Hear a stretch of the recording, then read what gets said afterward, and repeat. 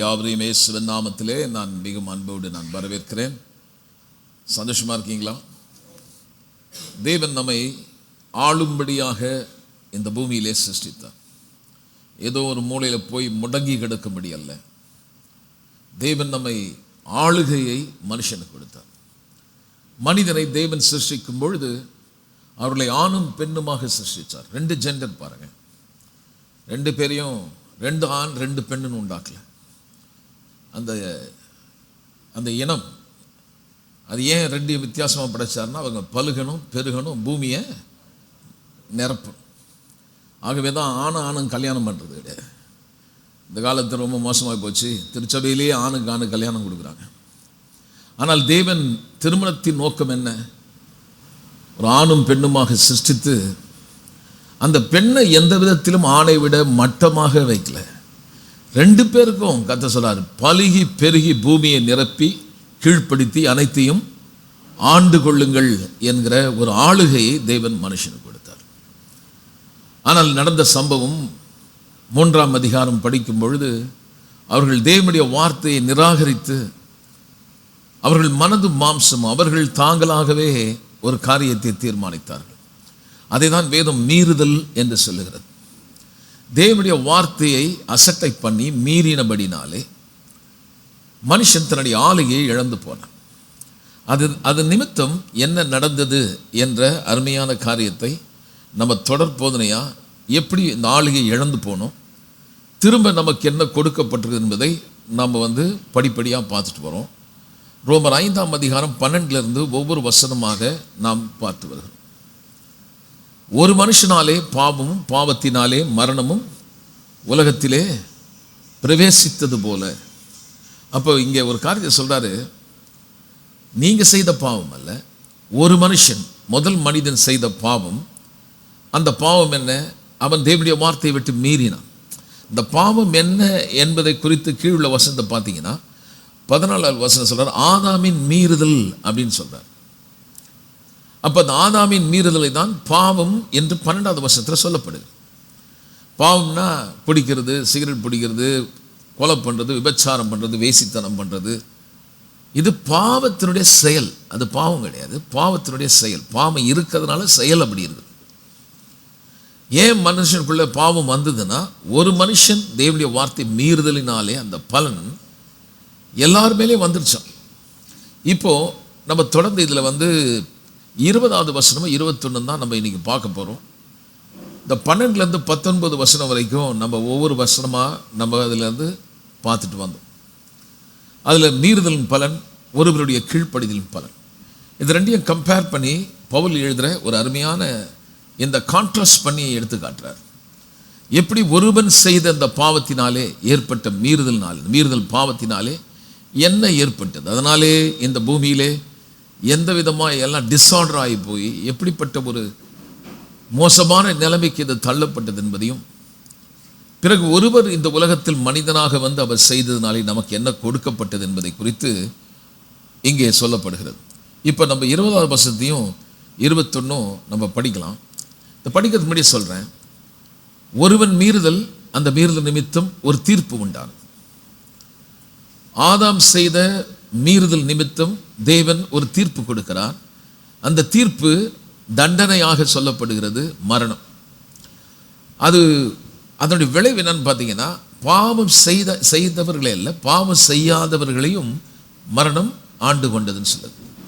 அப்படின்னா இந்த பூமியில் நம்ம பார்க்குறோம், எத்தனையோ நல்ல குடும்பம், நல்ல நமக்கு தெரிஞ்ச நல்லவங்க தான், ஆனால் அவங்க வாழ்க்கையில் எவ்வளோ ஒரு நிலைகுலைஞ்சு போகிறதையும், அவங்க நினைக்கிறாங்க, ஏன் எங்கள் வீட்டுக்கு இப்படிப்பட்ட ஒரு சாபம், நாங்கள் என்ன பாவம் பண்ணோம், யாருக்கு நாங்கள் எந்த துரோகம் பண்ணலையே என்று அவங்க சொல்கிறாங்க.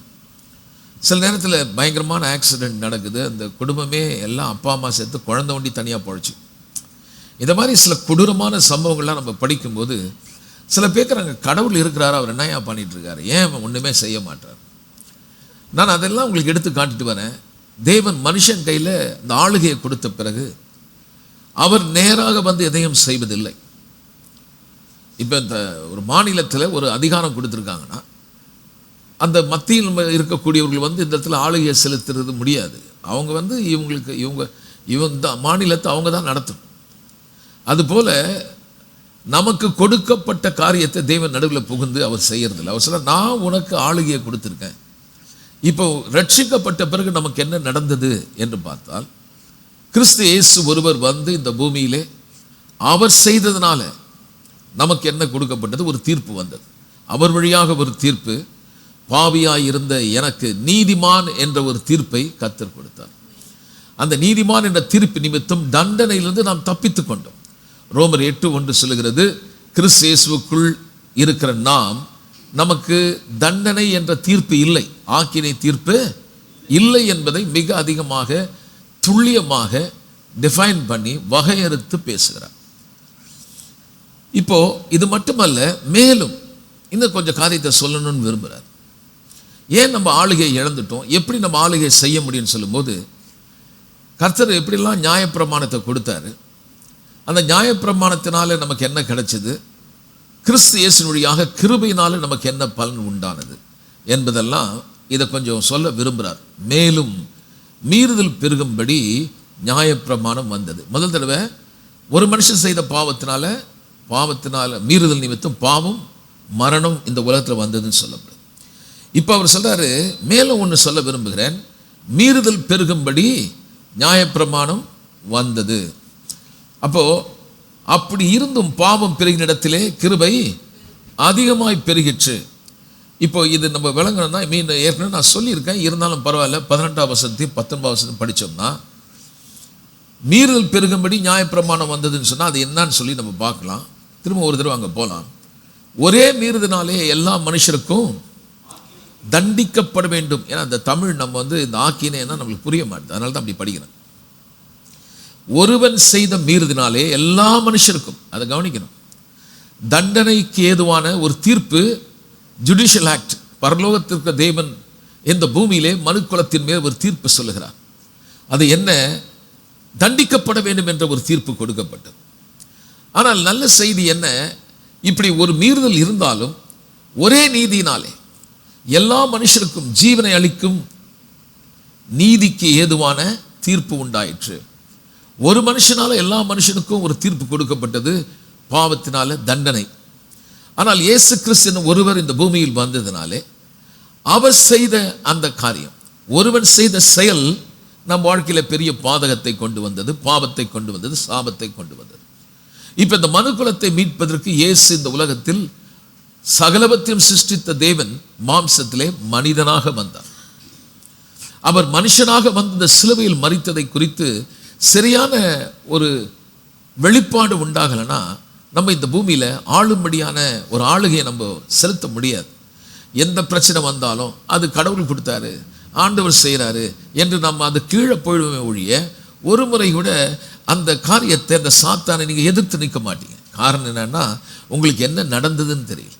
பலமுறை பிசாசு தவறான காரியங்கள், கஷ்டம், துன்பம் வரும்போது உடனே உங்ககிட்ட ஒருத்தன் குற்றப்படுத்துகிறான், நீ சரியில்லை, உன் புருஷன் சரியில்லை, உன் பிள்ளைங்க சரியில்லை, அதனால் கடவுள் உன்னை தண்டிக்கிறார்.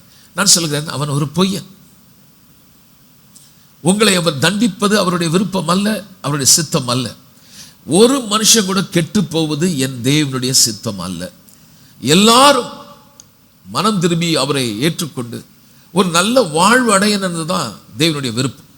இந்த கிறிஸ்தவம் என்பது ஏதோ காலப்போக்கில் இதுக்கு ஒரு மத சாயம் கொடுத்து இதுவும் ஒரு மதம் என்று கொண்டு வந்துட்டார். இது மதம் அல்ல. உண்மையாகவே இது என்னவென்றால், சிருஷ்டித்த தேவனோடு இருக்கக்கூடிய ஒரு உறவு. என்னை சிருஷ்டித்த, உங்களை சிருஷ்டித்த தேவனுக்கும் உங்களுக்கும் என்ன உறவு? அவர் கடவுள் அப்படி அல்ல, ஆண்டவன் எங்கேயோ இருக்கான்றல்ல, he is your father, அவர் உங்கள் தகப்பன். இந்த பூமியிலே தேவனால் நீங்கள் அனுப்பப்பட்டீர்கள். உங்களுக்குள் அவருடைய ஆவி இருக்கிறது. மனுஷனை சிருஷ்டித்த பொழுது தேவன் அவனுக்குள் நாசியிலே ஊதுகிறார், அந்த ஜீவன் உள்ளே போகிறது, அந்த காற்று உள்ளே போகிறது, சுவாச காற்று உள்ளே போகிறது, மனுஷன் ஜீவ ஆத்மாவாக மாறினான். ஆக நம்முடைய இந்த உள்ளே இருக்கக்கூடிய மனுஷன் தான் உண்மையான மனுஷன். இந்த வெளியில இருப்பது அவுட்டர் மேன். இந்த வீடு போல ஒரு வீட்டுக்குள்ளே நம்ம இருக்கிற மாதிரி இந்த சரீரத்துக்குள்ளே நம்ம இருக்கிறோம். இந்த சரீரத்தில் வாழ்கிற நமக்கு சிந்திக்க, தீர்மானிக்க, ஒரு காரியத்தை சித்தம் கொள்ள ஆற்றல்னா நமக்கு இந்த மனது அல்லது ஆத்துமா என்ற ஒரு பகுதியை கர்த்தர் கொடுத்திருக்கார். ஆனால் உள்ள நீங்கள் தேவனைப் போலவே இருக்கிறீர்கள். சிருஷ்டிக்கப்பட்ட நீங்கள் உங்களுக்குள்ளே ஆளக்கூடிய ஒரு அதிகாரத்தை கர்த்தர் கொடுத்திருக்கிறார். ஆகவே தான் பாருங்க, வியாதி வந்து உங்க மேல ஆளுகை செலுத்தின உடனே யூ ஆர் நாட் கம்ஃபர்டபுள். சரி, அதை இருந்துட்டு போதுங்களே, எப்படியோ உள்ள ஒரு டிரைவ் பண்ணிக்கிட்டே இருக்கும். இதுலேருந்து வெளியே வரணும், இந்த வியாதியில் இருக்கக்கூடாது என்ற எண்ணம் உங்களுக்கு இருக்குது. ஒரு மனுஷன் இன்னொரு மனுஷனை ஆளுகிறது அல்ல.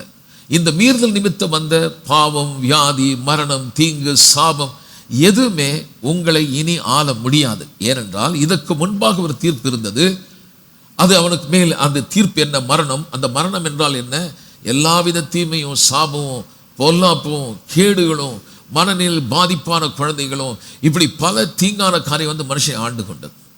ஆனால் இப்பொழுது நம்ம சொல்லுகிறார், நீ என்னை ஏற்றுக்கொள்ளும் பொழுது உனக்கு நான் செய்த காரியம் என்ன?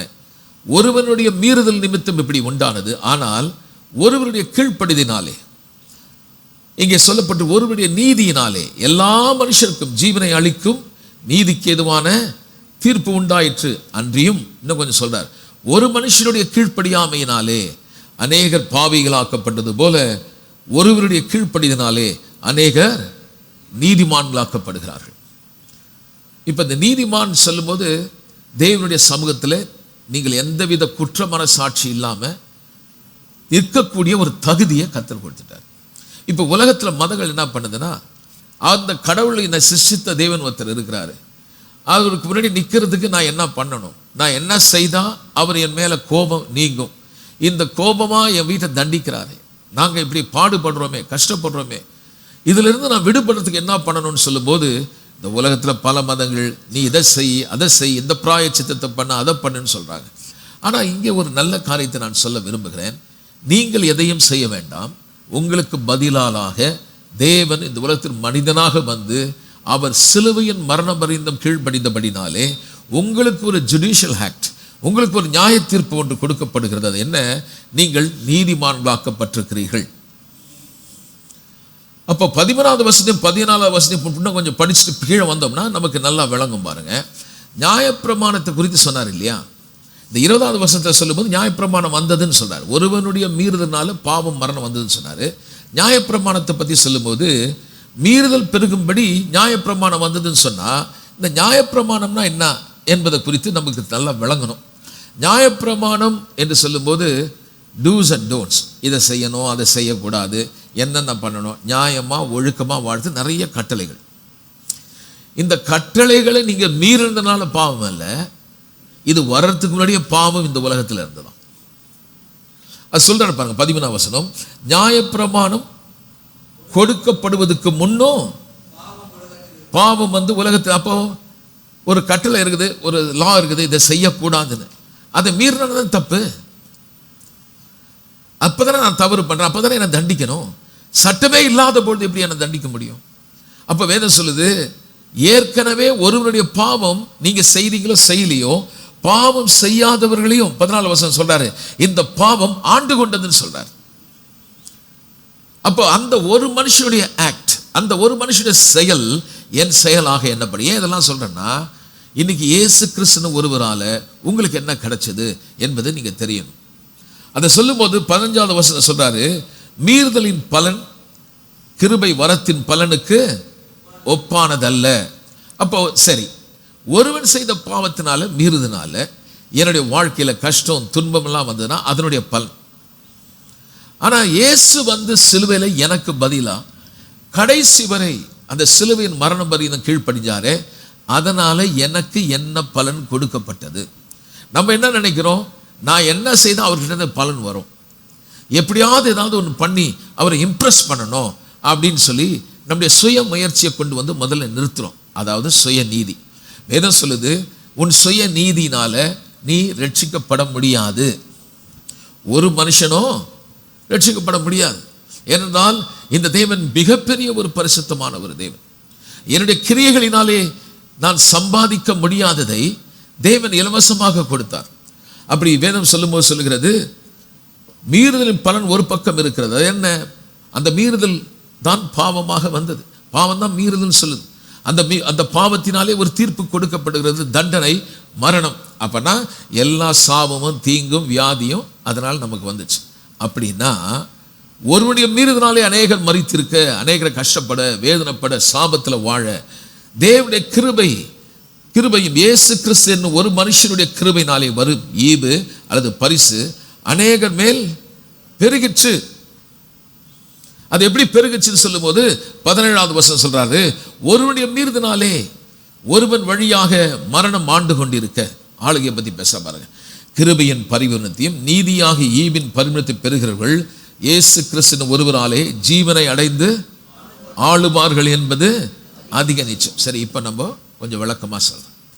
மரணம் ஆண்டு கொண்டது, வியாதி வந்துடுச்சு, திரும்ப வந்துச்சுன்னா நம்ம அதுலேருந்து விடுபடுறதுக்கு நம்ம ட்ரை பண்ணுறோம், முடிய மாட்டுது, அது அப்படியே தங்கிடுது, அவங்க குடும்பத்தில் ஆளுது, சாபம் ஆளுகிற. இதுலேருந்து நம்ம வெளியே வர்றதுக்கு நான் என்ன பண்ணணும் அப்படின்னு சொன்னால், இங்கே வேதம் சொல்லுது, இனி நீங்கள் பழைய விதத்தில் வாழ வேண்டிய அவசியம் இல்லை. 2 கொரிந்தியர் 5:17 சொல்லுது, ஒருவன் கிறிஸ்துவுக்குள் இருந்தால் அவன் ஒரு புது சிருஷ்டி ஆகிறான். ஆதாமை தேவன் சிருஷ்டித்தது போல இப்பொழுது நீங்கள் மறுபடியும் தேவனாலே சிருஷ்டிக்கப்பட்டிருக்கிறீர்கள். ஒரு ஆவி தேவனாலே உயிர் பெற்றிருக்கிறது. ஒரு காலத்தில் பாவத்தின் மீது செத்து போய் இந்த மரணம் நம்மை ஆண்டு கொண்டிருந்தது. ஆதாம் வழியா இந்த மீறுதலினாலே அந்த மரணத்துக்கு கீழ் நாம் இருந்தோம், தண்டனை கீழாய் நாம் இருந்தோம். ஆனால் இயேசு என்னும் ஒருவர் இந்த பாவத்துக்கு பிராயச்சித்தமாக பதிலாக அந்த சிலுவையிலே அவர் ரத்தம் சிந்தினதற்கு எதற்காகனா, எந்த மரணம் என்னை ஆண்டு கொண்டதோ அந்த மரணத்துக்கு அதிகாரியாக பிசாசை எபிரேயர் 2:14 வசனம் நம்ம படிக்கலாம். அதாவது நீங்களும் நானும் எப்படி மாம்சமும் ரத்தமும் இருக்குதோ அதை போல இயேசுவும் நம்மை போல மாம்சமும் ரத்தத்தையும் உடையவரானார். அப்ப நீங்க பாருங்க, இன்கார்னேஷன் பத்தி சொல்லுது. தேவன்னா கடவுள் சொன்னா அவர் ஆவியா இருக்கு, அவர் உருவம் கிடையாது. ஆனால் அவர் ஒரு உருவத்தை எடுத்து மனு அவதாரம் எடுத்து இந்த பூமியில வந்தார். கேட்கிறதுக்கு காது உள்ளவன் கேட்க கடவன். அவர் வேற எந்த அவதாரம் எடுக்கல. என்ன அவதாரம் எடுத்தானா? மனு அவதாரம் எடுத்தார். மனுஷனாக உனக்காக எனக்காக எப்படி நமக்கு மாம்ச சரீரத்தில் இந்த ரத்தம் இருக்குதோ, எப்படி நம்ம இருக்கிறோமோ அதே போல எந்த விதத்திலும் வித்தியாசமா இல்லை. அவர் வரும்போது இந்த பூமியில இப்போ நம்ம இந்த உலகத்தில் வாழ்கிறோம், நம்ம எல்லாரும் மாதிரி தான் இருக்கிறோம். நான் ஒண்டி ஸ்பெஷலாக என் தலை எந்த லைட்டு ஒன்று அடிச்சிட்டு இல்லை, உங்கள் தலை மேலே எந்த ஜோதியும் கிடையாது. இந்த உலகத்தில் எந்த மனுஷனும் மனுஷன்னா அவன் தலை மேலே ஒரு லைட்டு வர மாதிரியும் வேணா லைட்டு போட்டுக்கலாம் பின்னாடி எஃபெக்ட்டுக்கு. ஆனால் அவன் மனுஷன்தான். சில முனிவர்கள் சில இடத்துல எல்லாம் பார்த்தீங்கன்னா அவர் ஒரு பெரிய சீட்டில் உட்காந்து ஒரு கொம்பு ஒன்று வச்சுட்டு அப்படி உட்காந்துருப்பார். அவர் பின்னாடி 4-5 லைட் அடித்து சுற்றி டார்க் ஆக்கணுன்னே அங்கேருந்து பார்க்கும்போது அவர் ஒரு தெய்வம் மாதிரி தெய்வீகமாக இருக்கிற மாதிரி தெரியும். ஆனால் அவர் உண்மையாக பார்த்தா வெறும் மனுஷன். ஆனால் அந்த மனுஷன் தன்னை கடவுளை போல தன்னை அந்த காரியத்தை கொள்ளடிக்க பார்க்குறான். ஆனால் பவுல் சொல்றாரு, இவர் அந்த கொள்ளடிக்கிறதுக்கு வரல. ஏன்னா இஸ் ஆல்ரெடி காட். அவர் ஏற்கனவே தேவன். இந்த இடத்துல மனுஷனா நான் தான் தெய்வம் அப்படின்னு ப்ரூவ் பண்ண வரல. நீ இழந்து போனதை, நீ இழந்த அந்த உறவை, தேவனோடு இருந்த உறவை, துண்டிக்கப்பட்ட அந்த உறவை மனுஷனை தேவனோடு இணைத்து தகப்பன் பிள்ளை என்ற உறவை ஏற்படுத்தும்படிதான் இயேசு இந்த உலகத்தில் வந்தாரே ஒழிய ஒரு மத தலைவர் அல்ல. அவர் உனக்கு தகப்பனாய் இருக்கிற ஒரு தேவன், நித்திய பிதா என்று சொல்லுகிறது, ஆலோசனை கர்த்தா. அவர் வந்தது ஏதோ அவர் சில பேர் கேட்குறாங்க, அவர் எங்கேயுமே அவருக்கு ஒரு கிளைம் பண்ணலையே. கிளைம் பண்ண வேண்டிய அவசியம் இல்லை. பிரிட்டிஷ்லேருந்து ஒரு பிரசிடென்ட் வராருன்னா, ஒரு பிரைம் மினிஸ்டர் வராருன்னா எல்லாருக்கும் இப்போ பாரு, நான் தான் பிரைம் மினிஸ்டர், நான் தான் இங்கிலீஷ் நாட்டுடைய இங்கிலாந்துடைய பிரைம் மினிஸ்டர், அவர் ப்ரூவ் பண்ண வேண்டிய அவசியம் இல்லை. We all know. அதே மாதிரி நம்மளுடைய இந்தியாவில் இருக்கக்கூடிய பிரைம் மினிஸ்டர் தெருவா போய் நான் தான் பிரைம் மினிஸ்டர், நான் தான் பிரைம் மாறலட்சி சொல்லுவாரா? அவர் கிளைம் பண்ண வேண்டியதில்லை. ஏற்கனவே அவர் பிரைம் மினிஸ்டர் ஆக்கி வச்சிருக்காங்க. யார் இல்லையோ அவங்க வேணா போட்டுங்க. நீங்க பாருங்களேன், இப்போ நம்ம ஊரில் உங்களுக்கு நல்லா புரிய வைக்கிறேன் பாருங்க. நம்ம இப்போ இருக்கக்கூடிய தமிழ்நாட்டில் முதல்வர் ஒருத்தர் இருக்கிறார். ஆனால் நிறைய பேர் முதல்வர்னு போட்டுக்கிறாங்க. அதை போடும்போது எப்படி போடுவாங்கன்னா, வருங்கால சின்னதாக போட்டு முதல்வரே, இது பெருசாக போட்டிருப்போம். முன்னாள் சின்னதாக போட்டு முதல்வரே. எல்லா அரசியல் தலைவர் செய்யறதான் அவங்க கிளைம் பண்றாங்க. ஆனால் they are not chief minister. இல்லாதவன் தான் கிளைம் பண்ணிக்கிட்டே இருப்பான். ஆனால் இருக்கிறவங்க யாரும் தன்னை கிளைம் பண்ண முடியாது. ஏன்னா they know, and people also they know is the chief minister, is the prime minister. அதே போல தேவன் இந்த உலகத்தில் தன்னை கடவுள் தேவன் சொல்லி ப்ரூவ் பண்ணுறதுக்கு வரல.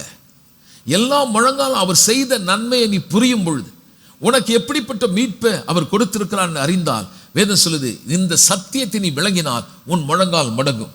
உன் நாவுகள் இயேசு கிறிஸ்து மனுஷன் சொல்லாது, அவர் கர்த்தரே என்று அறிக்கை செய்யும்படி அதை கூட பிதாவாகிய தேவன் உனக்கு உதவி செய்வான்னு எழுதி. அதனால அவர் இந்த உலகத்தில் கிளைம் பண்ண வரல. நமக்கு செய்ய வேண்டிய காரியம் என்னன்னா, ஒருவன் மீறுதன் வழியாய் இந்த உலகத்தில் மரணம் நம்மை ஆண்டு கொண்டிருக்க, இந்த ரட்சிப்பை பெறுகிறவர்கள், அதாவது கிருபையின் பரிபூரணத்தையும் நீதியாகிய ஈவின் பரிபூரணத்தையும் பெறுகிறவர்கள். அதை நிறுத்திக்கணும். கிருபையின் பரிபூர்ணம் என்ன? பாவியாய் இருந்த என்னை தேவ சமூகத்திலே எப்படி ஆதாம் வழியாய் வந்த அந்தவனுடைய செயல் என் செயலாக எண்ணப்பட்டு அவன் மேல் விழுந்த தண்டனை என் மேல் விழுந்தது. ஆனால் இப்பொழுது வேதம் சொல்கிறது, தேவன் இந்த உலகத்தில் மனிதனாக வெளிப்பட்டு அந்த பாவத்தை தன்மேல் ஏற்றுக்கொண்டு உனக்கு பதிலாக அவர் அங்கே சிலுவையில் அடிக்கப்பட்ட பொழுது அவருக்கு செய்த செயல் உனக்கு செய்யப்பட்டதாக கருதப்படுகிறது. அப்படியானால் அவர் அந்த சிலுவையில் தண்டிக்கப்பட்டதை குறித்து வேதம் சொல்லுகிறது, ஏதோ ரோமர்கள் தண்டிக்கல அல்லது யூதர்கள் அவரை சிலுவையில் அறையில, என் பாவம் சிலுவையில் அவரை அறைந்தது. ரோமர் 8:3 சொல்லுகிறது, அந்த சிலுவை மரத்திலே இயேசு கிறிஸ்துவின் சரீரத்திலே உங்கள் பாவம் தண்டிக்கப்பட்டது. அந்த தண்டனை அவர் மேல் விழுந்தது, கோபாக்கினை அவர் மேல் விழுந்தது. அப்போ நான் நல்ல செய்தி என்ன சொல்றேன்னா, உங்கள் வீட்டில் கஷ்டமா துன்பமா வேதனையோடு வாழ்றீங்களா, உங்களுக்கு ஒரு நல்ல செய்தி வச்சிருக்கேன். தேவன் உன்னை தண்டிக்கல. அவருக்கு உண்மையில இப்படி உன்னை தண்டிச்சு வாதிக்கணுன்ற தேவனுடைய விருப்பம் அல்ல. அப்போ ஒருவேளை அப்படி இருந்தா நீங்க ஒன்று ஆளுகையை செய்யணும். உங்களுக்கு ரட்சிப்பை கொடுக்குறார். இந்த ரட்சிப்பை பெற்றுட்டு கஷ்டத்தின் வழியா வாழணும்னு அவசியம் கிடையாது. இங்க பாருங்க, வேதம் சொல்லுது, கிருபையின் பரிபூரணத்தையும் நீதியாகிய ஈவின் பரிபூரணத்தையும் பெறுகிறவர்கள். யாரெல்லாம் ரட்சிப்பை பெறுகிறார்களோ அவர்களை பற்றி சொல்லுகிறது, இயேசு கிறிஸ்து ஒருவராலே அவர்கள் என்ன செய்வார்களாம்? ஜீவனை அடைந்து ஆளுவார்கள் என்பது மோர் ஷுவர், அதிக நிச்சயம். எல்லாம் சொல்லுங்க, அதிக நிச்சயம். எவ்வளவுக்கு அதிகமா ஆதாம் வழியா பாவம் வந்து நம்ம கஷ்டப்பட்டோமோ, வேதனைப்பட்டோமோ, துன்பப்பட்டோமோ, சாபத்தினால நாள்தோறும் கண்ணீரும் துக்கமும் வாழ்ந்தோமோ, அது எவ்வளவு உண்மையோ அதை விட ஒரு உண்மையானது இயேசு கிறிஸ்து ஒருவர் அவர் எனக்காக செய்ததினாலே நான் இனி வரும் நாளிலே இந்த மரணம் என்னை ஆள முடியாதபடி எதிர்த்து நின்று உங்களால ஜெயிக்க முடியும். அப்போ இந்த நீதியாக ஈவின் பரிபூர்ணம் எப்படி வந்தது? நான் ஏதாவது செய்யணுமா? இல்லை, அது ஈவுன்னு சொல்லுது, பரிசு. எல்லாம் சொல்லுவோம் பரிசு. அப்போ நியாயப்பிரமாணத்தை கர்த்தருக்கு கொடுத்தார். பாவம் நியாயப்பிரமாணம் வரத்துக்கு முன்னாடி இந்த உலகத்தில் என்ன இருந்ததா? பாவம் இருந்ததுன்னு வேதம் ரொம்ப தெளிவாக சொல்லுது. அப்படி இருந்தும் தேவன் எதுக்கு இந்த நியாயப்பிரமாணத்தை கொடுத்தார்? அதாவது நீங்கள் பார்த்தீங்கன்னா, நியாயப்பிரமாணத்தின் கொடுக்கறதுக்கு முன்னாடியே ஆதாம் முதல் மோசே வரை அங்கே சொல்லப்பட்டிருக்கிறது. என்ன ஆச்சாம்? பாவம் நியாயப்பிரமாணம் வர்றதுக்கு முன்னாடியே, நியாயப்பிரமாணம் வரும் முன்பாக மோசே முதல் ஆதாம் முதல் மோசே வரைக்கும் பாவம் இருந்ததுன்னு வேதம் சொல்லுது, நியாயப்பிரமாணம் வர்றதுக்கு முன்னாடியே.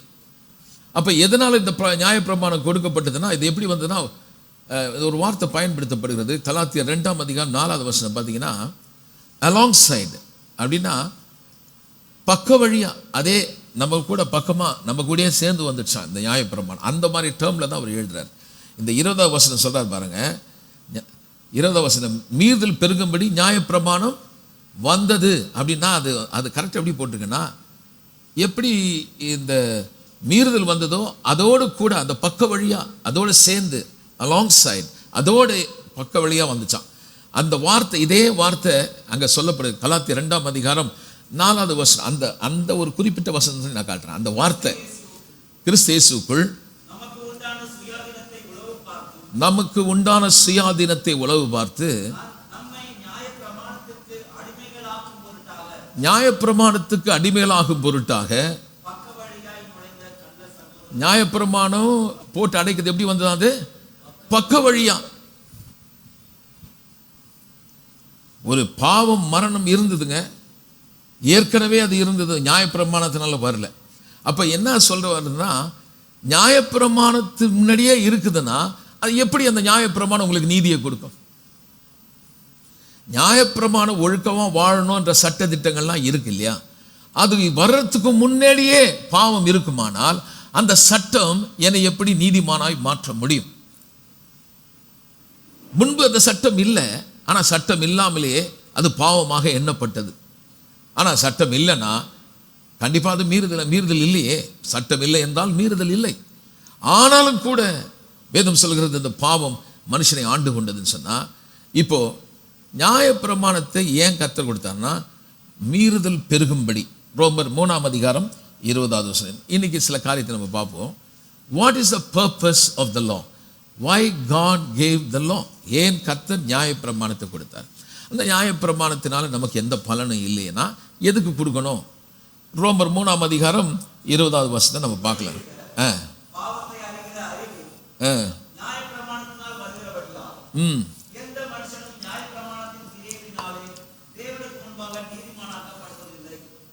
இப்போ நியாயப்பிரமாணத்தினால நமக்கு என்ன வருதுன்னா நீதி வர்றதில்லை, பாவம்னா என்னன்ற ஒரு அறிவு நமக்கு வருது. இதை செய்யக்கூடாது செய்யக்கூடாதுன்ற ஒரு தகவல் நமக்கு வருது.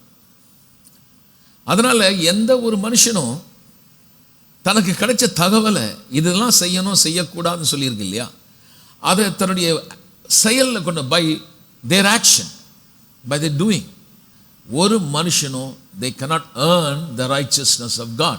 நியாயப்பிரமாணத்தை கை கொள்ளுகிறதுனால ஒரு மனுஷனும் தேவனுக்குன்பாக நீதிமானாக்கப்படுவதில்லை. அப்போ ஆதாம் வழி எல்லாமே ஆதாம் வழியாக தான் வந்ததுன்னு சொல்லுது. 17வது வசனமோ 5வது 17 18. ஏன் நான் திரும்ப திரும்ப அதை எடுத்து காட்டுறேன் உங்களுக்கு, அப்போ உங்களுக்கு நல்லா விளங்கும். ஒருவன் மீறுதலாலே அந்த ஒருவன் மூலமாய் மரணம் ஆண்டு கொண்டிருக்க, படிங்க, கிருபையின் பரிபூரணத்தையும்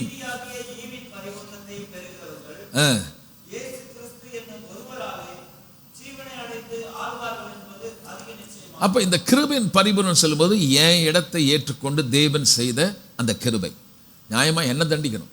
தண்டிக்கப்பட வேண்டிய இடத்தில் அவர் நமக்காக தண்டனை ஏற்றுக்கொண்டு தண்டிக்கப்பட வேண்டிய நம்மை ஆசீர்வதிச்சார். ஒரு சொந்த சகோதரனை இன்னொரு சகோதரன் கொன்றா கூட அந்த ரத்தம் அந்த மனுஷனை குற்றவாளி என்று தீர்க்கிறது. உன் கூட பிறந்திருக்கான், அதனால அவனை கொண்டு போயிட்டீங்கன்னா போலீஸ் பரவாயில்ல உன் தம்பி தானே கொண்டு போன அனுப்ப மாட்டான்.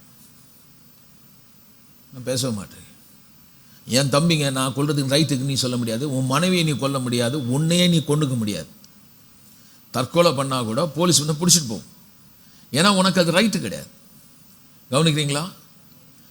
ஆக ஒரு காரியம் என்ன செய்யுதுன்னா, எந்த மனுஷனுடைய ரத்தம் இந்த பூமியில் விழுதோ அந்த ரத்தம் இன்னொரு மனுஷனை குற்றப்படுத்துகிறது. இப்போ ஒரு கிருபை என்ன, கிருபையின் பரிபூர்ண ஈவனா என்னன்னா, பரிசுத்தமானவர் பாவமே இல்லாதவர் எனக்காக தண்டிக்கப்பட்டு அந்த ரத்தம் சிந்தப்பட்ட பொழுது அந்த ரத்தம் பிதாவிடத்திலே போய் நான் பாவமே செய்யலை என்னை தண்டிச்சாங்கன்னு சொல்லி அங்கே நம்மளை குற்றப்படுத்தலை. காயின் ஆபேலை குறித்து நீங்கள் படிச்சீங்கன்னா வேதம் சொல்லுது, ஆபேலின் ரத்தம் காயினை முறையிட்டது, செய்த தப்ப சொல்லுச்சு.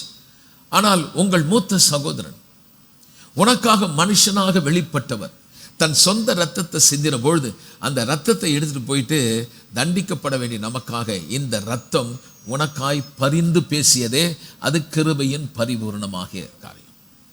அந்த ரத்தம் பரிந்து பேசுவது மட்டுமல்ல, தண்டிக்கப்பட வேண்டிய எனக்கு ஒரு தீர்ப்பு கொடுக்கப்படுகிறது.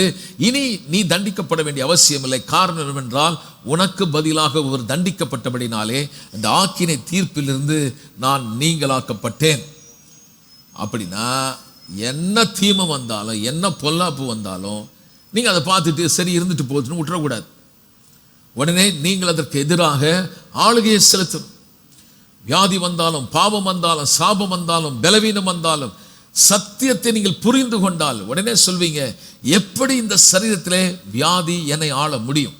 நீங்க தைரியமா சொல்லலாம், பிசாசே உன் ஆளுகை முடிந்தது, வியாதியே உன் ஆளுகை முடிந்தது, சாபமே உன் ஆளுகை முடிந்தது, இந்த வீட்டில் என்னுடைய குடும்பத்தில் நீ ஆளுகை செலுத்த முடியாது. அப்ப பிசாசு சொல்லுவாங்க, உனக்கு என்ன தகுதி இருக்கு? நீங்க சொல்லுங்க, தகுதி நீதியாகி ஈவா எனக்கு கிடைச்சது, இந்த தகுதி பரிசாக எனக்கு கொடுக்கப்பட்டிருக்கிறது. தகுதி இல்லாத நமக்கு அவர் சிந்தின இரத்தத்தினாலே பாவங்கள் நீக்கப்பட்டபடினாலே தேவ சமூகத்தில் நீங்கள் இப்பொழுது எந்தவித குற்ற மனசாட்சி இல்லாமல் நிற்கக்கூடிய ஒரு தகுதியை பரிசாக உங்களுக்கு தேவன் கொடுத்திருக்கிறார். ரோமர் 5:13 நம்ம படித்தோம் இல்லையா? நியாயப்பிரமாணம் வரத்துக்கு முன்னாடி என்ன இருந்ததுதான்? பாவங்கள் இருந்ததுன்னு சொல்லப்படுது. அப்போ நியாயப்பிரமாணம் யூதர்களுக்கு மட்டும்தான் கொடுக்கப்பட்டது, மற்ற தேசத்து ஜனங்களுக்கு நியாயப்பிரமாணம் கிடையாது. ஆனாலும் ரோமருக்கு 7:30 நீங்கள் படிச்சிங்கன்னா 2ஆம் அதிகாரத்தில் 12 கடைசி வரைக்கும் படிச்சிங்கன்னா அவங்களுக்குள்ள நியாயப்பிரமாணம் இருக்கிறது. ஒவ்வொரு மனுஷனுக்கும் அவன் whether he is Christian or non-Christian, whoever it is, they know that எதை செய்யணும் எதை செய்யக்கூடாது என்ற ஒரு நியமனம் உள்ளே இருக்குது. அந்த சட்டம் அவனுக்குள்ளே இருக்குது. அவனை அது சொல்லும் அதை செய்யாதன்னு. அதை மீறி செய்யும் பொழுது அவன் மனசாட்சியிலே சூடுண்ட பொய்யனாக மாறுகிறான். ஆரம்ப நாளில் எதுவுமே நீங்கள் செய்ய முடியாது ஈஸியாக. ஒரு குழந்தை ஸ்கூலில் விடுறீங்க, முதல் தடவை ரப்பர் திருடும்போது கூட அது மாதிரி இருக்கும்.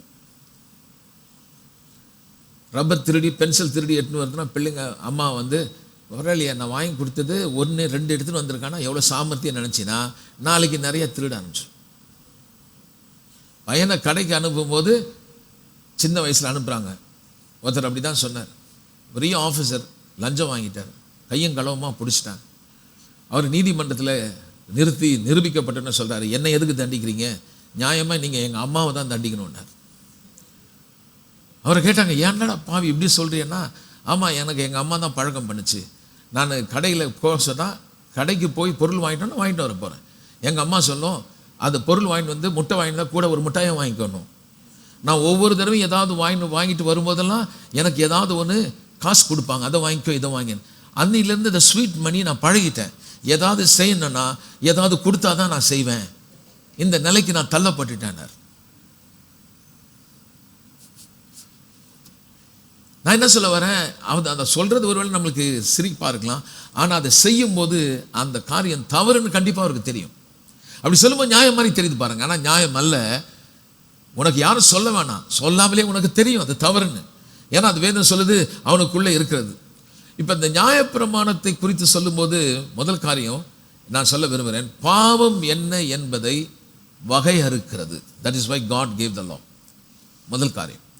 ஏன் நியாயப்பிரமாணத்தை கொடுத்தாரு? நியாயப்பிரமாணம் வரது முன்னாடி பாவம் இருக்குது.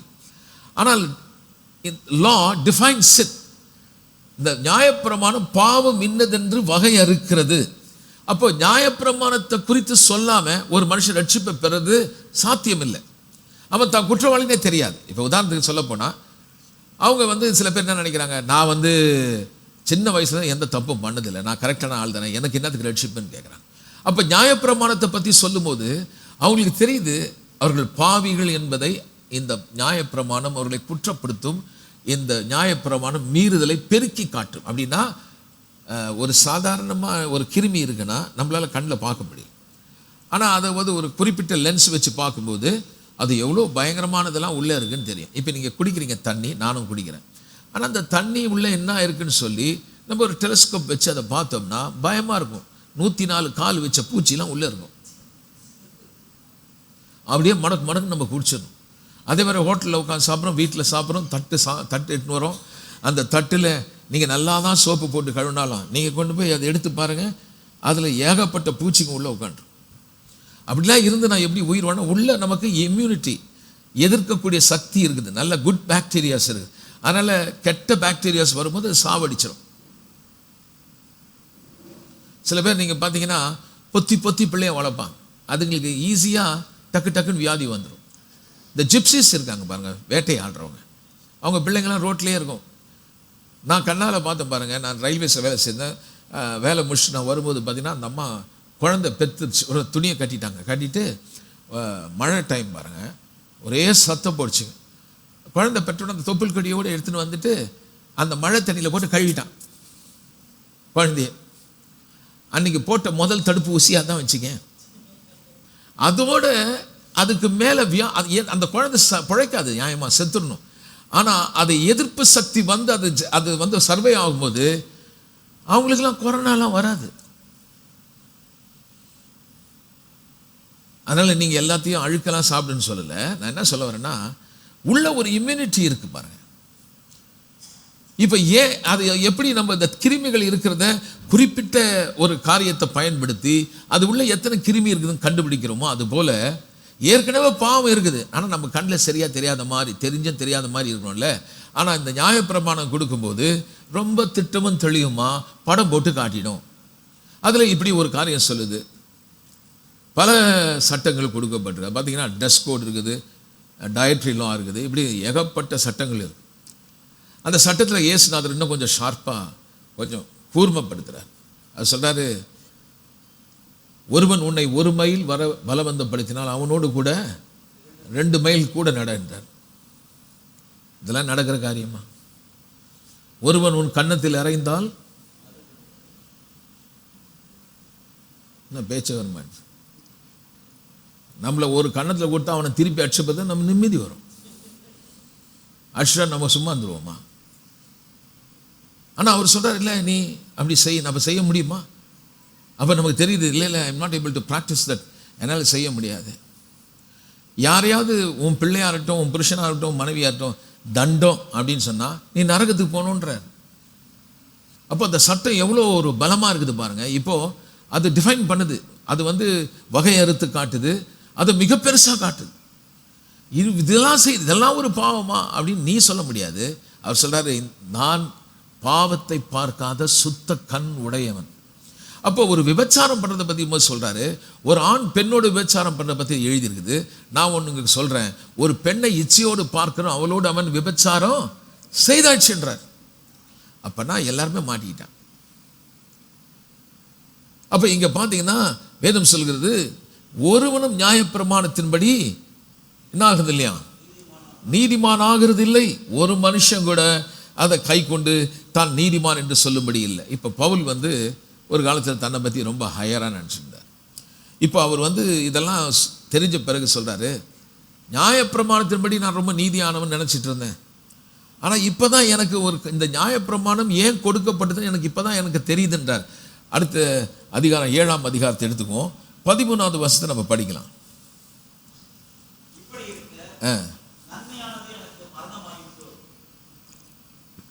படிங்க. பாவம் கற்பனையினாலே மிகுந்த பாவம் உள்ளதாகும்படிக்கு அது நன்மையானதை கொண்டு எனக்கு மரணத்தை உண்டாக்கினதினாலே பாவமாகவே விளங்கும்படி அப்படி ஆயிற்று. மேலும் தமக்கு தெரிந்திருக்கிறபடி நியாயப்பிரமாணம் ஆவிக்குரியதாக இருக்கிறது. நானும் பாவத்தின் கீழாக விற்கப்பட்டு மாம்சத்துக்குரியவனாய் இருக்கிறேன். எப்படி எனில், நான் செய்கிறது எனக்கே சம்மதி இல்லை, நான் செய்கிறது எனக்கே பிடிக்கல என்றார். நான் விரும்புகிறதை செய்யாமல் நான் வெறுக்கிறதை செய்கிறேன்.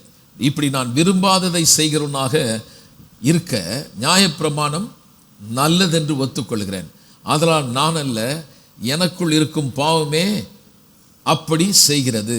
அப்போ இங்கே ஒரு காரியத்தை சொல்கிறாரு, நியாயப்பிரமாணத்தினால என்ன வந்துன்னு பார்த்தீங்கன்னா, பாவம் என்னன்றது அது உயிர் வருது, அதுக்கு ஒரு உயிர் பெறுகிறது. அது என்னை வஞ்சிக்கிறது, அதனால என்னை கொன்று போட்டது.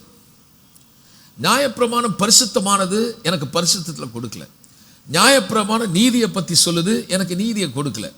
நியாயப்பிரமாணம் ஆவிக்குரிய காரியத்தை குறித்து சொல்லுகிறது, ஆனால் அந்த கட்டளை நான் மாம்சத்துக்குரியவன் தான் என்னை காட்டுதே ஒழிய நான் ஆவிக்குரியவன் என்னை காட்ட மாட்டுது.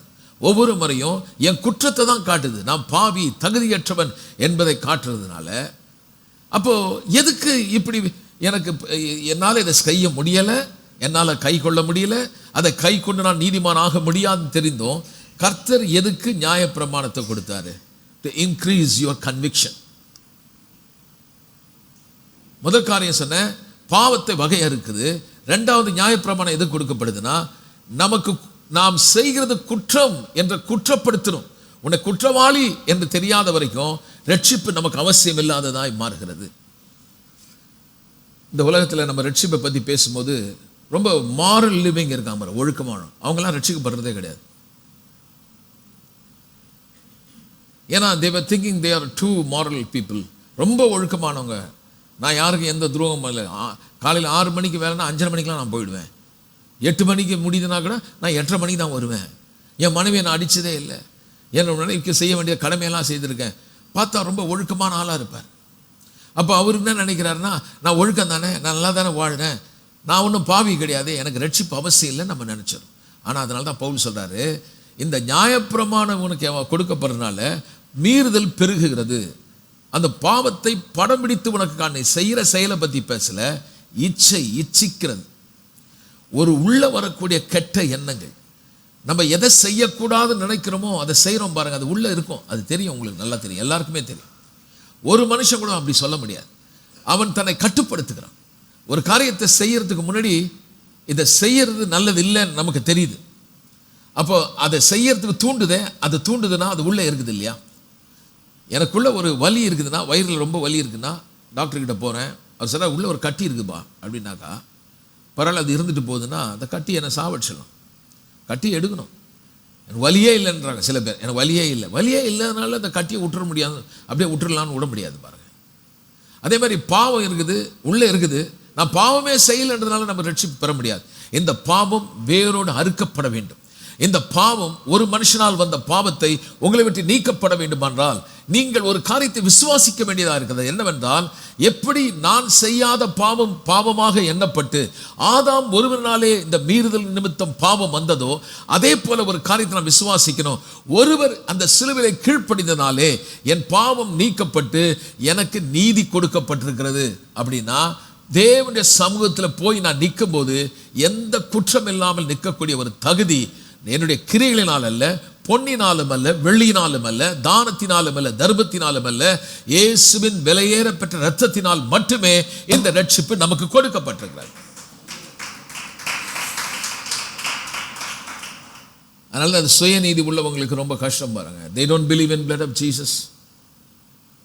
That's a dangerous. சுயநீதி உள்ளவன் ரட்சிப்பை பெறுவது மிக கடினமானது. அந்த நீதியை கொண்டு எந்த மனுஷனும் தேவனிடத்தில் போய் நிற்க முடியாது. தேவ நீதி இதனால் மனுஷ நீதி அல்ல. என்ன நீதியாது? ஆதாம் எந்த பாவம் செய்யல முதல்ல சிருஷ்டிக்கும் பொழுது, பிறகு அவன் பாவம் செய்தான். ஆனால் அதுக்கு முன்னாடி அவனுக்கு இருந்த நீதி தேவ நீதி கிடையாது, அவனுக்கு இருந்தது மனுஷ நீதி. நான் சொல்கிறேன், அவனுக்கு செல்ஃப் ரைச்சஸ்னஸ் இருந்தது. சுய நீதி கண்டிப்பாய் நீ இழக்க முடியும், ஆனால் தேவ நீதியை நீ இழக்கவே முடியாது. உங்க செயலினாலே தேவ நீதியை நீங்க மாற்ற முடியாது. ஏன்னா இது உங்களால் உண்டானதல்ல, அது தேவனால் உண்டானது. அப்படின்னா நம்ம எப்படி வேணா வாழலாமா? இல்லை, அப்படின்னா வாழ முடியாது. அதெல்லாம் பின்னாடி நம்ம பார்க்க போகிறோம். 6ஆம் அதிகாரத்துக்கு நம்ம வருவோம், கண்டிப்பாக அதை பற்றி நம்ம பார்ப்போம். கிருபையை குறித்து இப்படி சொல்லுகிறது, நான் தேவன் என்னை அவருடைய சமூகத்தில் நிற்கக்கூடிய ஒரு பெரிய தகுதியை தேவன் நமக்கு இலவசமாக கொடுத்துட்டார். அது வழியாக நமக்கு என்ன கிடைத்ததுன்னு பார்த்தீங்கன்னா, அவரை ஆராதிக்கக்கூடிய ஒரு நிலைக்கு நம்ம வந்துட்டோம். ஒரு செல்ஃப் ரைச்சஸ் பர்சன், இயேசுநாதர் ஊழியம் பண்ணிட்டு இருக்காரு, மனுஷனாக பிரசங்கித்து கொண்டிருக்கிறார். ஒரு வாலிபன் சொல்கிறான், நான் தேவ ராஜ்யத்தை நான் பிரவேசிக்க நான் என்ன பண்ணணும்? கர்த்தர் சொல்றார், உன் தேவனாகிய கர்த்தரை முழு இருதயத்தோடும் முழு அன்போடும் அன்பு கூறுவாயாக அப்படின்னு அவன் சொல்கிறான். அதெல்லாம் நான் செய்துட்டு தான் இருக்கேன், சின்ன வயசுலேருந்தே நான் பண்ணுறேன். அப்போ கர்த்தர் சொல்கிறாரு, சரி உனக்கு இருக்கிற பணத்தெல்லாம் விற்றுட்டு ஏழை கொடுத்துட்டு என் பின்னாடி வானார். ரொம்ப கஷ்டமாக போச்சு அவனுக்கு. அப்போ தான் சொல்கிறாரு, ஒரு ஐஸ்வர்யம் உள்ள ஒரு மனுஷன், பணக்காரர்கள்னு சொல்லும்போது பணக்காரர்களுக்கு கர்த்தர் எகென்ஸ்ட் கிடையாது, பணத்தை உடையவர்கள், பணம் அவங்கள ஆண்டுட்டு இருக்கு, அவங்களால விட முடியாது. ஊசியின் காதில் ஒட்டகம் நுழைகிற மாதிரி என்ன. நீங்கள் ஊசி, உங்கள் வீட்டில் இருக்கிற ஊசி நினைக்காதீங்க. அது என் பொருள் என்னன்னா, யூத நாட்டில் பார்த்தீங்க, அந்த ஒரு இஸ்ரவேல் நாட்டில் பார்த்தீங்கன்னா ஒரு கேட் இருக்கும், கதவு. ஒவ்வொரு நாட்டுக்கும் ஒரு கதவு இருக்கும். இந்தியா கேட்னு ஒன்று இருக்குது பாருங்கள், எல்லா ஊர்லேயும் இருக்குது. வெளிநாட்டவர்கள் வரணுன்னா அந்த கேட்டில் பெரிய செக்யூரிட்டி வச்சுருப்பாங்க. இப்போல்லாம் நம்ம பாஸ்போர்ட் வச்சு நம்ம வரோம் இல்லையா, அப்போல்லாம் பாஸ்போர்ட்லாம் கிடையாது. அந்த ஊரில் இருக்கிறவங்க இங்கே வரணுன்னா அந்த கேட்வே ஆஃப் இந்தியா, அது மாதிரி ஒவ்வொரு இடத்துக்கும் ஒரு கேட் இருக்கும், கதவு. அங்கே ஊரில் எப்படி வச்சுருப்பான்னு பார்த்தீங்கன்னா, ஊசிக்காது எப்படி இருக்குது அந்த மாதிரி இருக்குது அந்த கேட். ஏன்னா மற்ற ஊர்லேருந்து கார்கோ நிறைய பொருள்லாம் எடுத்துகிட்டு வராங்கல்ல, என்னென்ன தேவையோ மனுஷனுக்கு தேவையான பொருள், அந்த சென்ட்டு என்னென்ன தேவையோ எல்லாம் ஒரு பெரிய மூட்டையாக ஒட்டகம் மேலே வச்சு எடுத்துகிட்டு வரும். எடுத்துகிட்டு வரும்போது பார்த்தீங்கன்னா மூட்டையோடு உள்ளே போக முடியாது. அந்த மூட்டையை இறக்கி வச்சுட்டு அப்புறமா ஒட்டகத்தை எடுத்துகிட்டு போகணும். இறக்கி வச்ச உடனே ஏன் அப்படி டிசைன் பண்ணாங்கன்னா, சில நேரத்தில் திருட்டுத்தனமாக உள்ளே உழைஞ்சிருவான். பொருளோட. அந்த பொருளோட அந்த ஒட்டகம் போகாது. அது மேலே கதை இறக்கி வச்சா தான் ஒட்டகம் உள்ளே போகும். இறக்கி வச்ச பிறகு அவன் செக் பண்ணுவான். செக் பண்ணி இவளுக்கு இவ்வளோ டேக்ஸ் கட்டணும்னு சொன்ன பிறகு தான் அந்த பொருளை நீங்கள் எடுத்துகிட்டு போக முடியும்.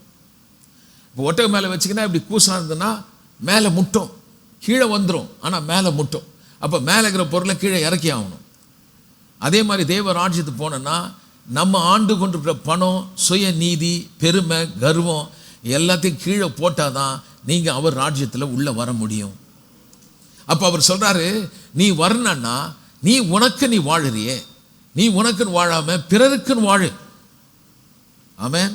ஆனால் இப்படி பணத்தையே நம்பி அதையே வாழக்கூடியவங்க இப்படி ஊசி காதில் ஒரு ஒட்டகம் கூட நுழைஞ்சிடும், ஆனால் இவன் நுழையிறது ரொம்ப கஷ்டம்.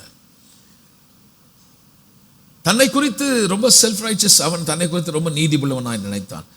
ஆனால் பிரியமானவர்களே, இந்த நியாயப்பிரமாணம் கொடுக்கப்பட்டதே ஒருவனும் தன்னை நீதிமான் என்று சொல்லாதபடி அவனை அது தான் பாவி என்று அறியக்கூடிய ஒரு அறிவை அவனுக்கு கொடுக்கிறது. ஸோ முதல் காரியம் நாலேஜ் ஆஃப் சின், ரெண்டாவது இன்க்ரீஸ் மை கன்விக்ஷன், மூணாவது பாவம் எனக்குள்ளே இருக்குதுன்னு சொல்றாரு. நியாயப்பிரமாணத்து வழியை தான் கண்டுபிடிச்சார். ஏன்னா நான் என்ன செய்கிறேன்னு விரும்புகிறேனோ அதை செய்ய மாட்டேன், எதை செய்யக்கூடாத நான் திரும்ப செய்கிறேன். அப்புறம் சொல்றாரு, அது நான் அல்ல, எனக்குள் இருக்கும் பாவமே. அப்போ அந்த பாவத்தால் என்ன நடந்தது, அந்த நியாயப்பிரமாணத்தில் என்ன நடந்ததுன்னு சொல்லும்போது 9ஆம் வசனத்தை நம்ம படிக்கலாங்க. நியாயப்பிரமாணம் இல்லாதவனாய் இருந்தபோது நான் ஜீவன் உள்ளவனாய் இருந்தேன், கட்டளைகள் வந்தபோது பாவம் உயிர் கண்டது, நான் மரித்து போனேன். அப்போ நியாயப்பிரமாணம் கட்டளைகள் தேவனிடத்தில் வந்தது. அந்த கட்டளை அவனுக்கு ஜீவனை கொடுக்கல, மாறாக என்ன கொடுத்துதான், மரணத்தை கொடுத்ததுன்றார். பிறகு இன்னும் சொல்ல போனால் 9ஆம் வசனம் சொல்றாரு, முன்னே நியாயப்பிரமாணம் இல்லை, இந்த கற்பனை வந்தபோது உயிர் கொண்டது என்று சொல்லிட்டு, அப்புறம் 10ஆவது வசனத்தை படிக்கலாம். ஜீவனுக்கு எதான கற்பனையை எனக்கு மரணத்துக்கு ஏதுவாக உண்டாயிற்று, பாவமானது கற்பனையினாலே சமயம் பெற்று உயிர் பெற்று என்னை ஏமாற்றி என்னை கொன்று போட்டதுன்னு சொல்றார். நியாயப்பிரமாணம் பரிசுத்தம் உள்ளதுதான், கற்பனையும் பரிசுத்தமானது, நீதியாயும் நன்மையாயும் இருக்கிறது. ஆனால் அது பரிசுத்தையும் கொடுக்கல, நீதியும் கொடுக்கல, நல்லதையும் கொடுக்கல, பாவத்தை பெருக வைத்தது. அப்போ then what is the purpose of the லா?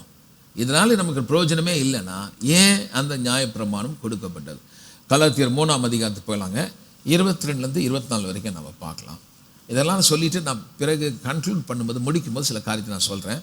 இதை முதல்ல நம்ம பார்ப்போம். கலாத்தியர் 3ஆம் அதிகாரம் 22லேருந்து நம்ம படிக்கலாம். 3ஆம் அதிகாரம் 22.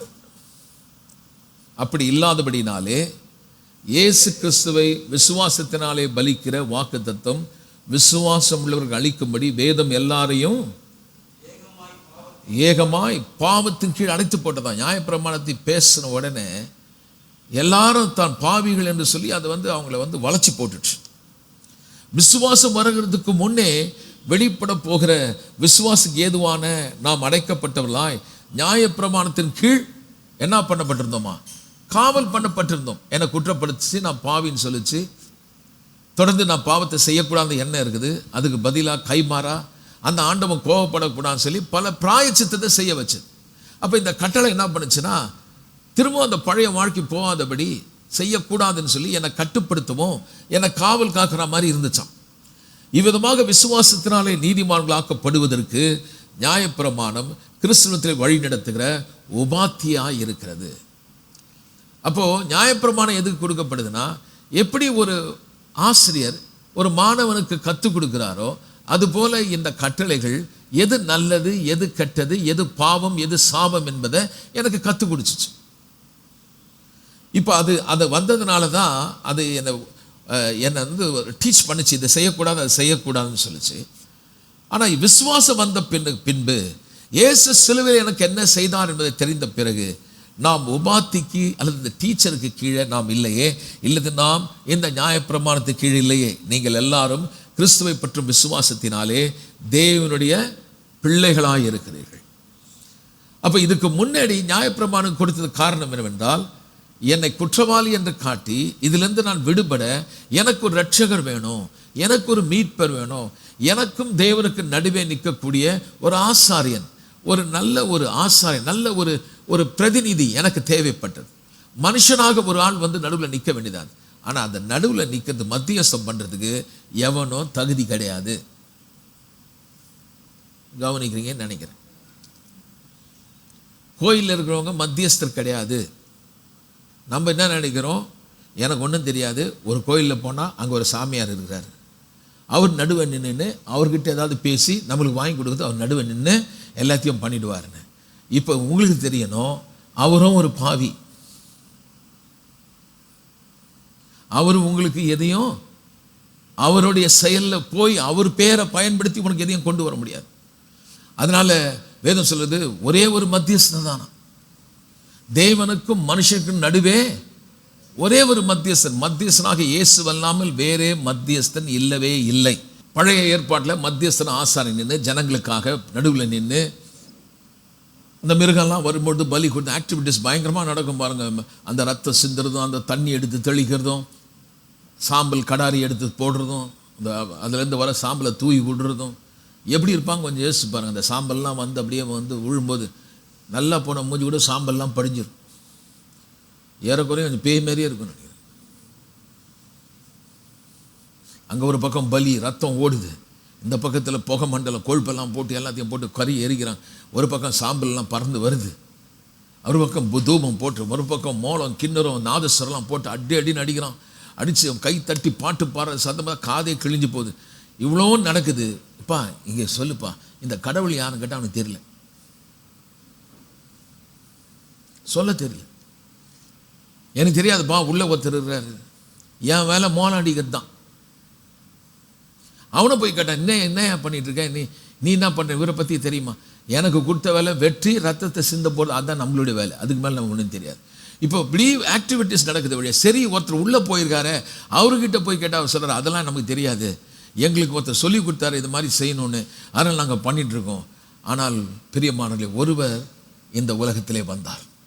மனுக்குலத்துக்காக மனிதன் நிற்கக்கூடிய இடத்திலே ஒருவர் போய் நின்று பரிசுத்தமான தேவனிடத்தில் அவர் சொன்ன காரியம் என்னவென்னா, ஏன் மாம்ச ரத்தத்தை உடையவராக வந்தார்னா, உங்களைப் போல என்னை போல வந்து எப்படி ஆதாம் நிமித்தம் ரெப்ரசன்ட் பண்ணதுனால பாவம் மரணம் வந்ததோ, அதே போல கிறிஸ்து என்னும் ஒருவரால் இன்றைக்கு அவர் நடுவே நின்று இந்த ஆக்கினை தீர்ப்பை தன்மேல் ஏற்றுக்கொண்டு இந்த தண்டனையை நம்ம வீட்டை நீக்கி போட்டதுனால நடுவில் நின்று சொல்கிறாரு, இந்த மகள் தண்டிக்கப்பட வேண்டிய முடியாது. காரணம் என்றால், இந்த பிள்ளைக்காக நான் ரத்தம் சிந்திருக்கிறேன், இந்த மகளுக்காக என் ஜீவனை கொடுத்திருக்கிறேன் என்று இன்றைக்கும் அந்த ரத்தம் உங்களுக்காக பரிந்து பேசுகிறது.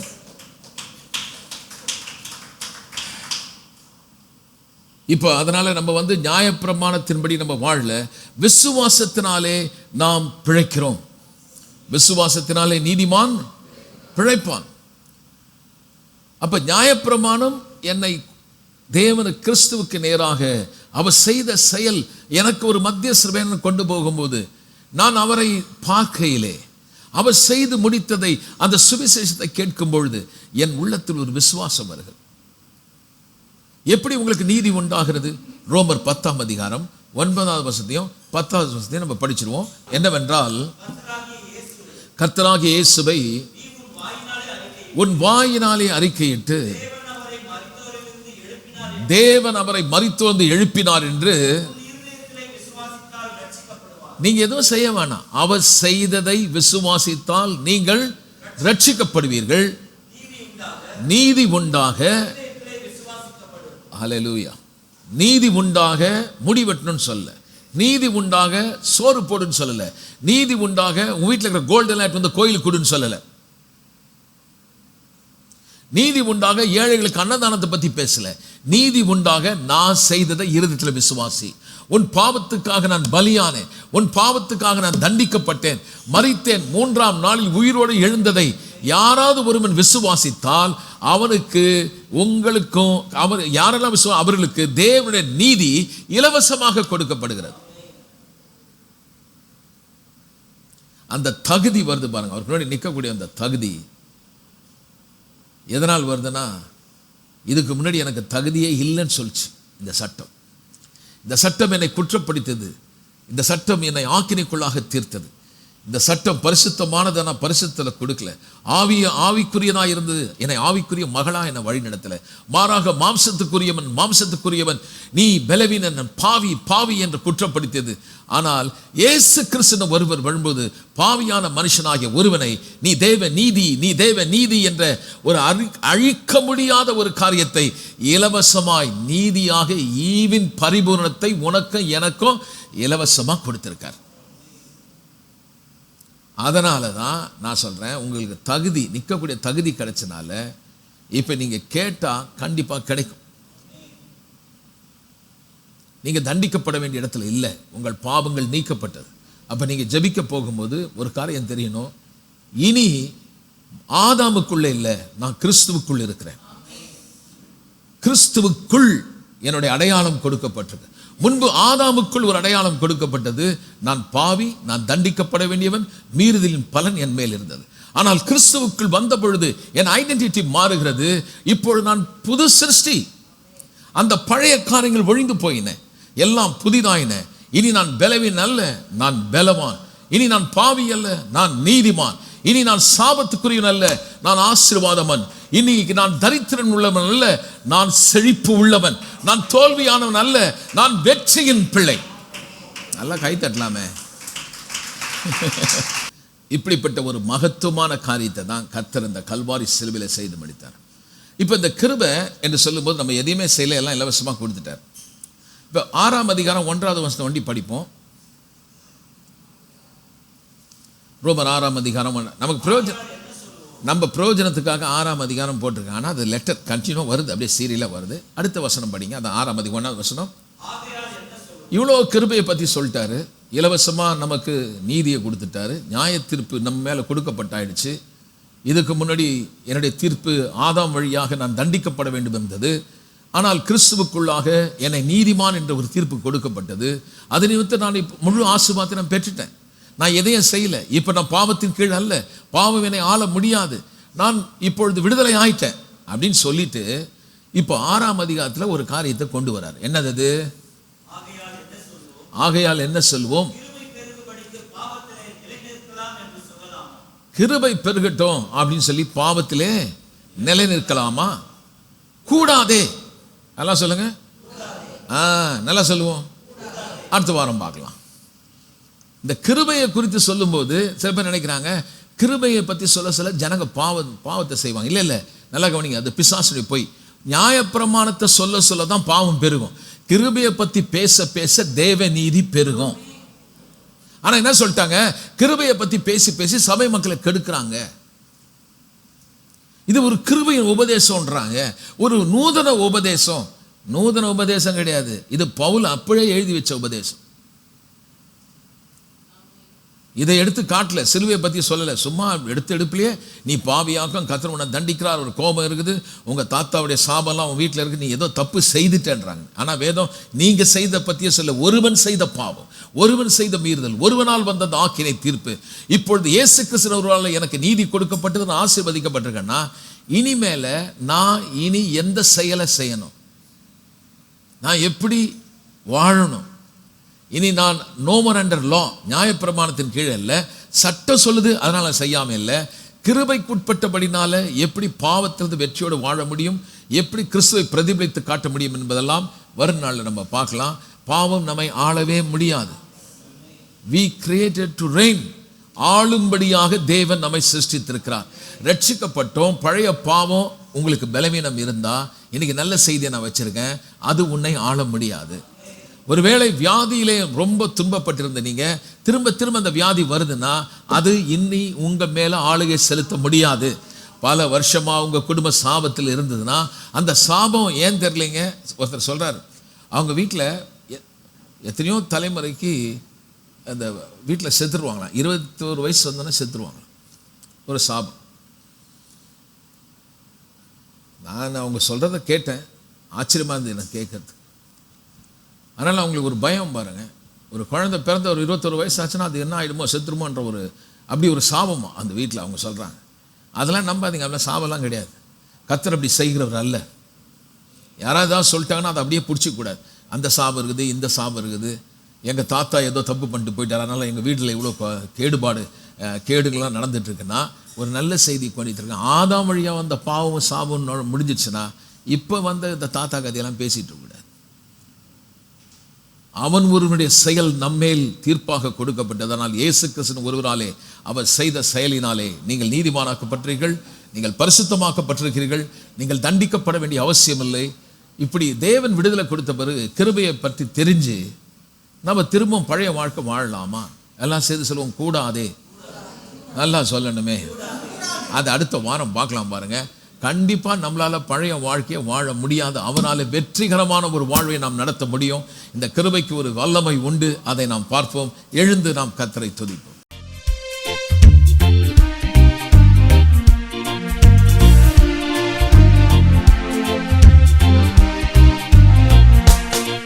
உன்னை ஆசீர்வதித்தே உன்னை மேன்மைப்படுத்துவே, உன்னை ஆசீர்வதித்தே உன்னை மேன்மைப்படுத்துவே.